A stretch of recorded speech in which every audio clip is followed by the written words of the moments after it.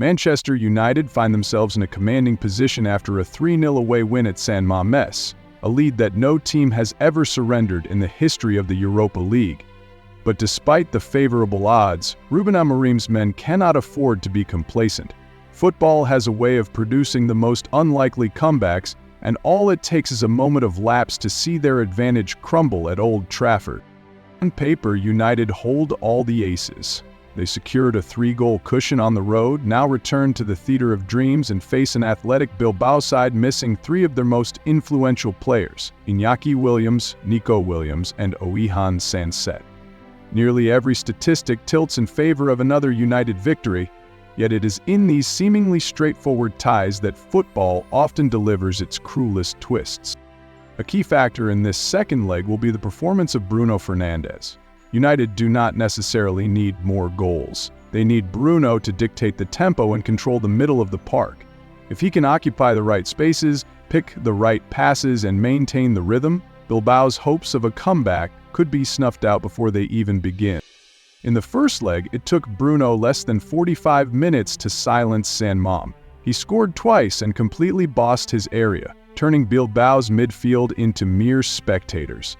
Jorge Vansor and Ander Herrera worked tirelessly, but simply could not match Bruno's intelligent movement and quick decision-making.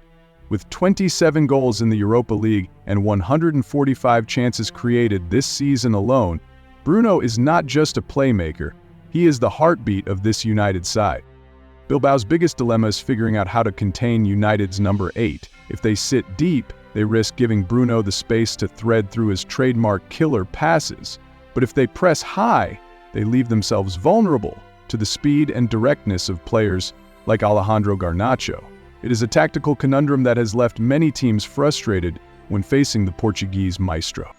The midfield battle will also be crucial. Casemiro will once again be the enforcer, likely going up against Unai Gomez and Mikel Vesca. In the first leg, the partnership of Casemiro and Ugarte choked off Bilbao's central supply lines, denying them the time and space needed to build meaningful attacks. If these two can maintain that form, Bilbao's midfield could once again find themselves cut off, struggling to get the ball forward to their attackers. United may be in the driver's seat, but they cannot afford to switch off. Bilbao, despite their injuries, remain a team with grit and resilience. This will be a true test of United's composure and mental strength as they aim to book a place in the final. Casemiro's impact extends beyond just breaking up play.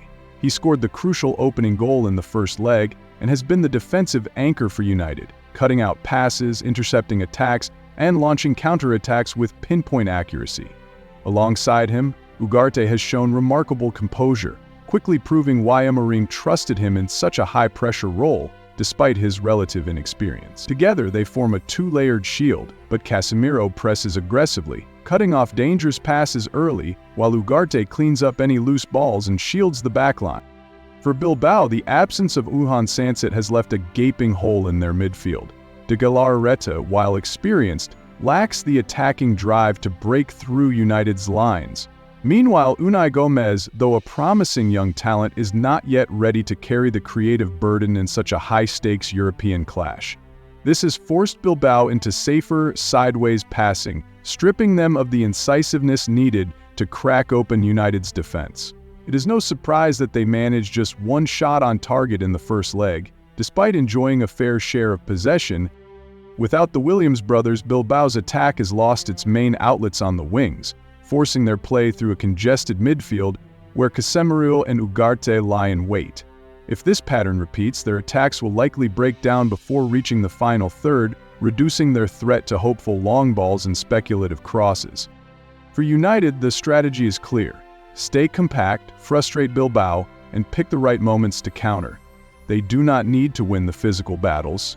They just need to maintain their defensive shape and force Bilbao into mistakes. It is a conservative yet effective approach to protect their 3-goal advantage and avoid any unnecessary risks. Up front, Rasmus Højlund remains a potential game-changer. He does not need a lot of touches to make an impact. His intelligent movement and knack for timing runs make him a constant threat. With Dani Vivian suspended, Bilbao will likely field an untested center-back pairing of Paredes and Yeray Alvarez. This could be a fatal weakness, as neither has the chemistry or understanding needed to handle a quick, unpredictable forward like Højlund. One misstep, one mistimed offside trap, and United could strike a decisive blow. This is especially dangerous given United's record in the Europa League this season. The 31 goals, the highest in the competition. They do not rely on intricate build-up play or overwhelming possession. Instead, they thrive on rapid transitions, win the ball, play it forward quickly, and finish clinically. It is a direct, ruthless style that has made them one of the most feared sides in Europe this season. Ares may be a promising young defender, but he lacks the leadership of a more seasoned center-back. Yuri Alvarez, while committed, is prone to positional errors when asked to marshal the backline. If they cannot keep track of Højlund's sharp movement, a single through ball from Bruno Fernandes or a low cross from Diogo Dalot could end Bilbao's hopes before they even have a chance to respond. In matches where scoring is not the only priority, having a clinical striker like Højlund, who knows how to exploit space, becomes a decisive factor. He does not need many touches, but every run, every burst of acceleration creates invisible pressure on the opposition's defense. Just one perfectly timed run, and the entire goal can open up in front of Manchester United's number 9. If Bruno Fernandes is the brain controlling the tempo, then Højlund is the finisher, the one to put the game to bed. Meanwhile, Alejandro Garnacho is the unpredictable spark, capable of breaking down even the most structured defenses. And the area he will target is the right flank, where Oscar de Marcos, a veteran far past his peak, will be tasked with keeping up. In modern football, one-on-one duels on the wings are often decided not by complex tactics, but by raw speed and quick thinking. You either have the pace to blow past your marker or the awareness to cut off the danger. Garnacho has both. What makes this even more concerning for Bilbao is the absence of Iñaki Williams, who often drops back to cover for De Marcos. Without his support, Garnacho will find even more space to exploit, especially when United transition quickly and players like Fernandes or Casemiro deliver those precise, long passes. All it takes is a quick cut inside, a burst of pace, and the entire Bilbao defense can be torn apart. Garnacho's unpredictability sets him apart from a typical winger. He does not just hug the touchline, he cuts inside, looks for quick 1-2s, and is always ready to unleash a curling shot from the edge of the box. This makes him much harder to read and contain. De Marcos, despite his experience, might figure him out once or twice. But can he really keep up for a full 90 minutes, especially without the steady leadership of Danny Vivian behind him?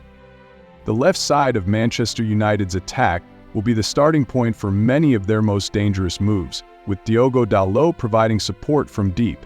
If Garnacho can get past De Marcos a few times early in the game, the psychological advantage will swing entirely in United's favor.